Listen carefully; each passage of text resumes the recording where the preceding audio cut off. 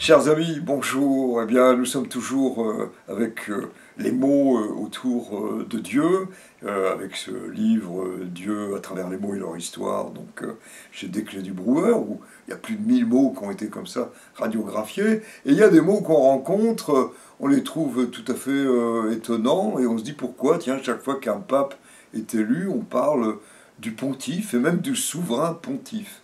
Eh bien, ça n'a rien de religieux, en définitive, puisque le mot pontifex, qui est donc le bâtisseur de ponts, existe déjà 7 siècles avant Jésus-Christ, et il y avait un collège religieux et public à Rome, donc Jésus n'était pas encore né, qui était consacré à protéger le pont Sublicius, qui, enjambant le Tibre, permettait d'une part d'aller d'une rive à l'autre, mais aussi de le démonter. Il était en bois si des invasions se préparaient, ou si par ailleurs il y avait des inondations, des crues, parce que c'était très mauvais signe, pensait-on, si le pont de bois s'effondrait.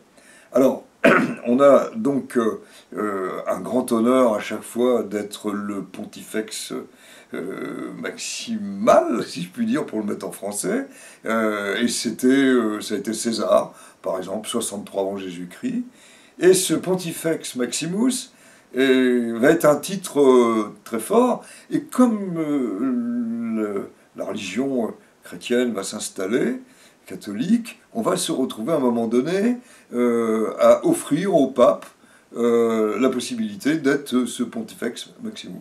Voilà comment s'est créée l'idée, et petit à petit, ça a été synonyme de pape, et c'est devenu assez tardivement quand même le souverain pontife. Voilà l'origine de ce mot. Donc ne jamais oublier le pont. Alors de l'autre côté, dans un registre tout à fait différent, là on était au sommet d'une religion, comme dans les autres religions, il y a des grands dignitaires. Là, on va aller du côté des prisons.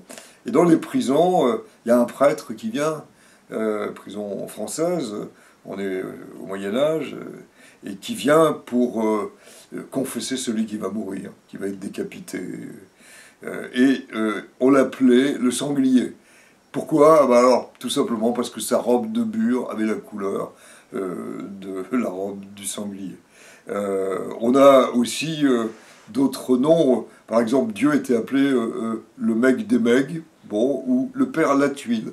Parce qu'évidemment, pour les gens qui ne sont pas dans un bon comportement, Dieu représente quand même la justice. Donc on a toute une série de mots comme ça. Le cardinal, c'était le homard. On comprend pourquoi c'était la robe rouge du cardinal. Puis il y a un mot, alors on s'en sert tous les jours, le lavabo.